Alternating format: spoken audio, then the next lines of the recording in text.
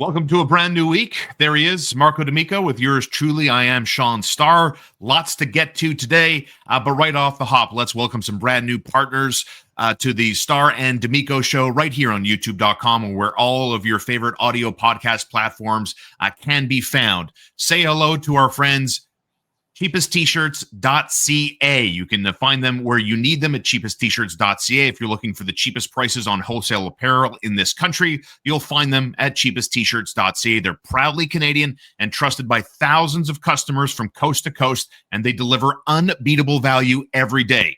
You'll always get the cheapest prices, plus same-day shipping and even next-day delivery, so your order arrives fast. With over 1,000 products and more than 36 trusted brands. Head over to cheapesttshirts.ca, the go-to source for teams, businesses, events, apparel printing companies, and resellers. Proud sponsor of the show. Marco D'Amico, good morning.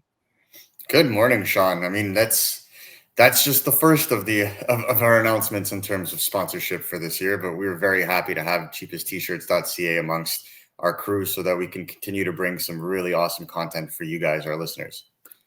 I mean, without further ado, we just talked about cheapest t-shirts. One of the next sponsors that we're going to be introducing here is a little bit of an exciting prospect for me.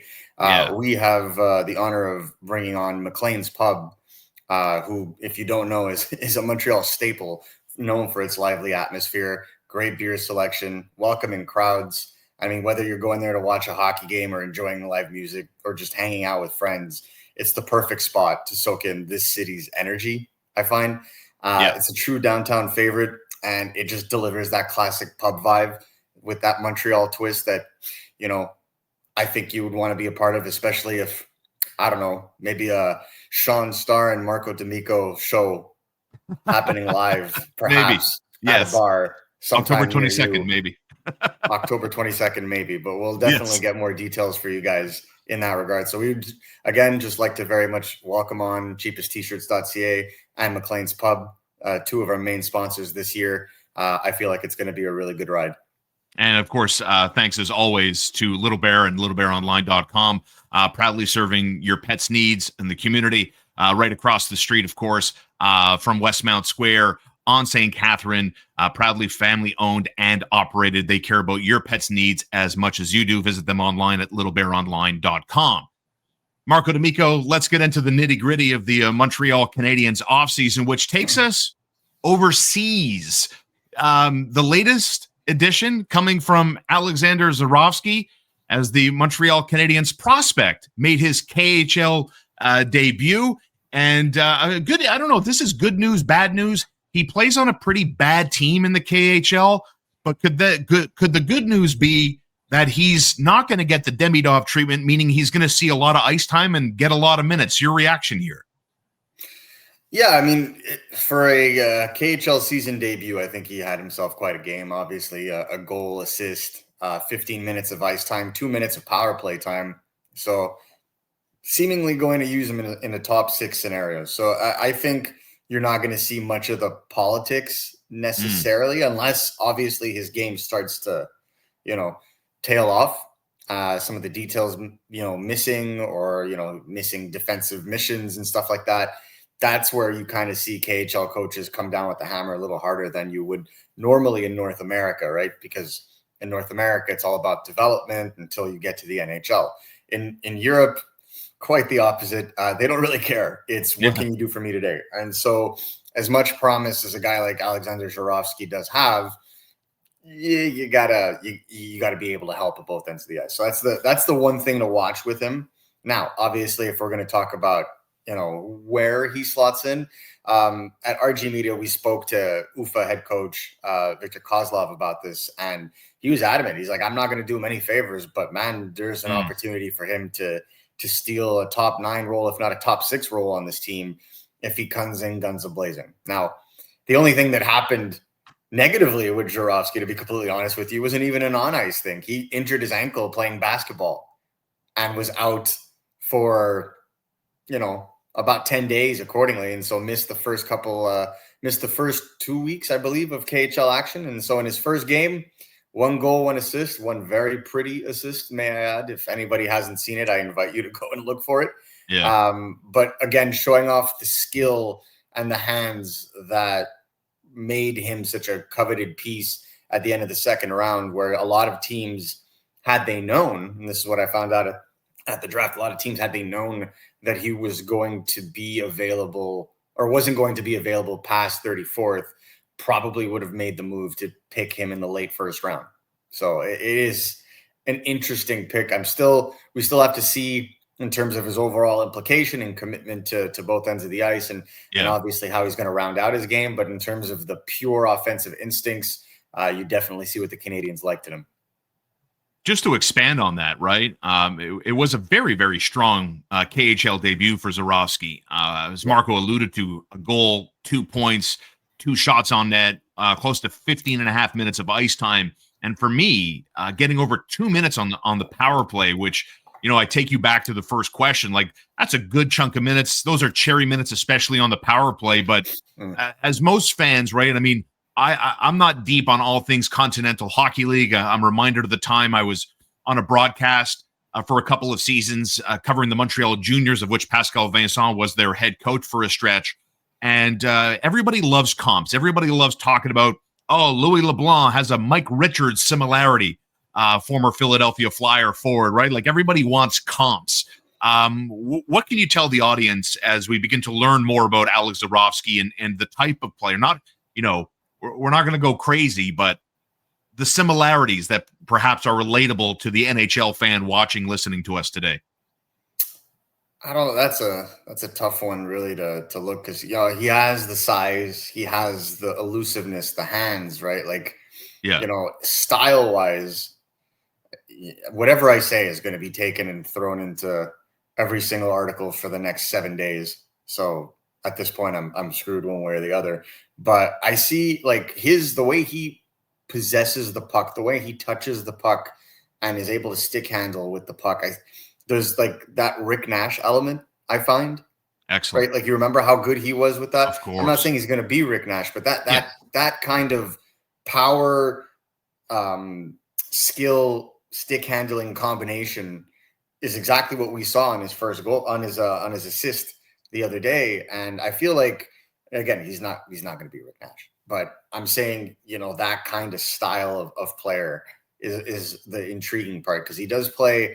He isn't afraid to mix it up along the boards either. I'm trying to think of a better comp, like off the top of my head right now, just to kind of see what kind of player you could best compare him to. But the reason why it's hard to find a direct comp for a player like that is because they're rare, right? And that's why when you see a player like that can play, the gritty game, but also bring the skills and also has the hands and also has, the vision for the offense, it very much speaks to that unicorn-esque style of play, right? Like the way I see it, he's a stick handling, more passer version of a Zachary Bolduc, for example. If anybody wants like a comparable style, which is the Canadiens are looking for those kinds of players.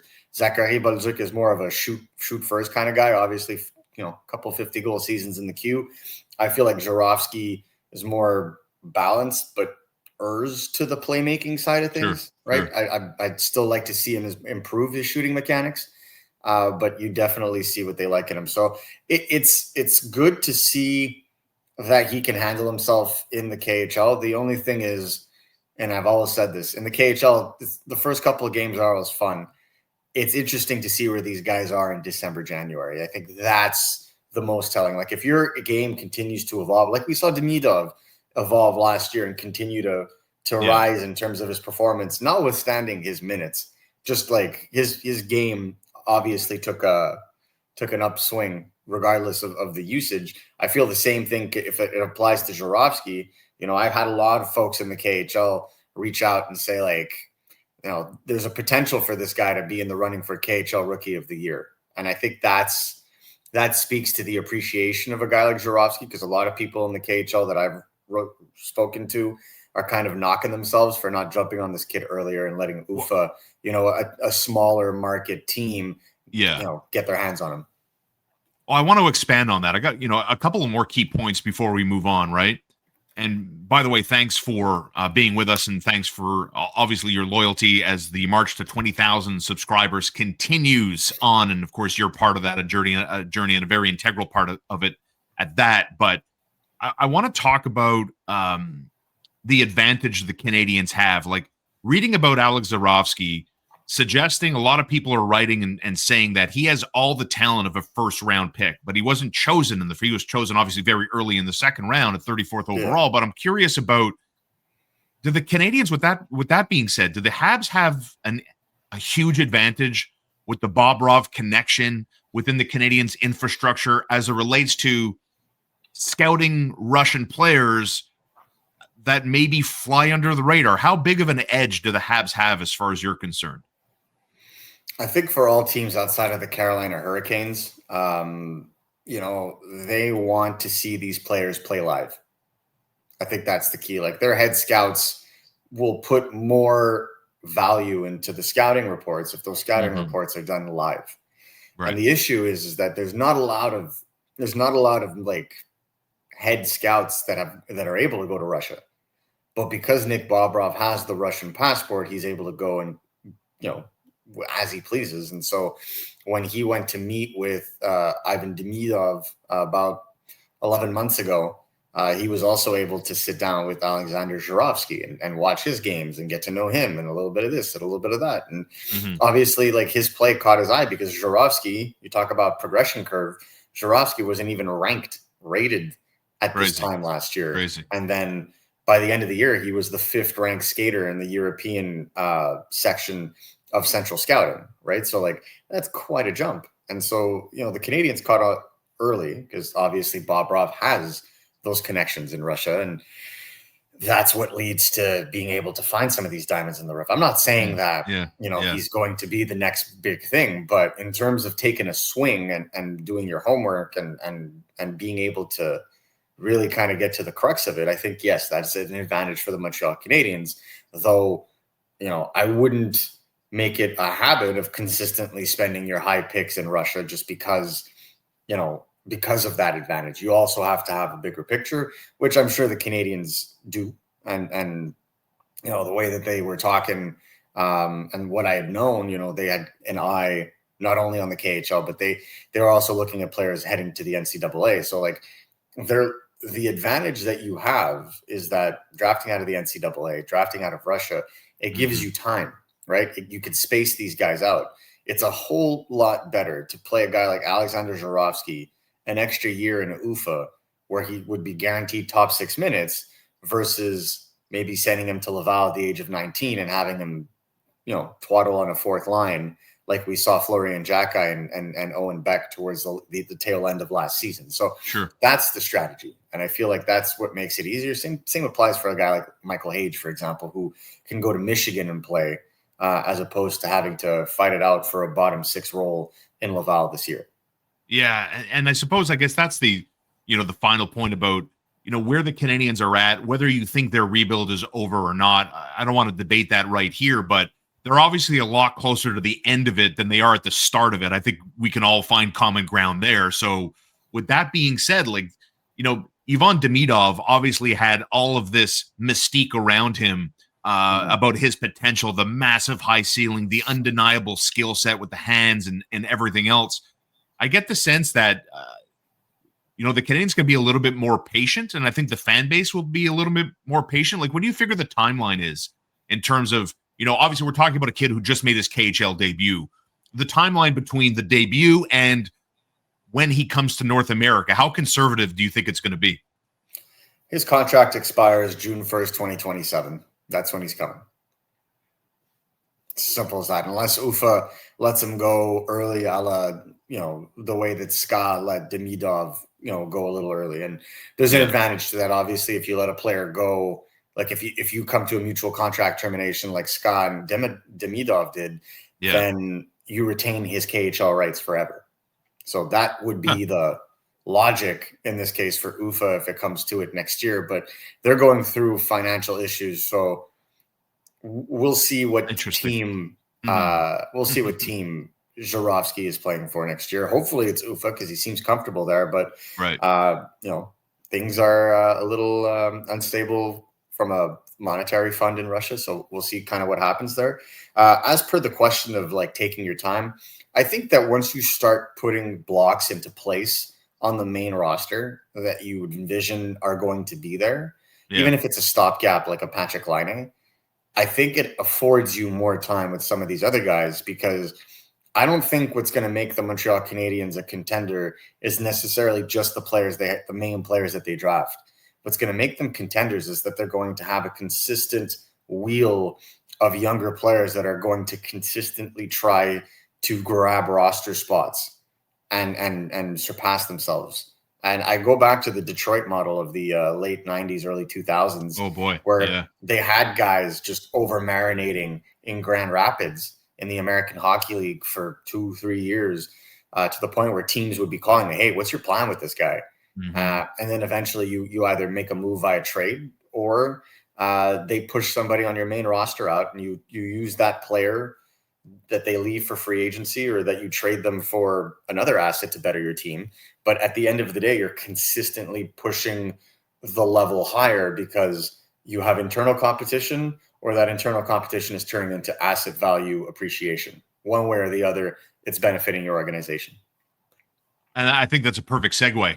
You talk about benefiting the organization in the timeline, with Zharovsky's contract in June of 2027 coming to an end. We'll see what happens, obviously, as we move forward here. But with the potential of Ivan Demidov well established as it relates to the Zharovsky timeline, should he come over? Like, I know we're big on mentorship. We're big on, especially someone coming from a foreign land over here, completely different culture, different language. It's not easy for everybody to integrate themselves. Sometimes you need a little bit of help there. I'm not saying Zharovsky needs to be handheld, but I think having, some comforts of home that are relatable in many, many different layers is obviously beneficial to a player's development. So we'll have eyes on this. Marco D'Amico especially will have eyes on this Canadiens prospect as he made his KHL debut and looked pretty good in it, with over 2 minutes of power play time and over 15 minutes of all-around ice time, and finished with 2 points. There's Marco D'Amico. You can follow him at MN D'Amico. Read all the latest at RG. Big thanks to our sponsors at cheapesttShirt.ca, Little Bear at littlebearonline.com, and of course your home for Montreal Canadiens hockey, home or away. That's McLean's Pub on Peel Street in downtown Montreal. Marco D'Amico, thanks as always, and keep it locked to youtube.com, because we have a lot more content coming up starting tomorrow.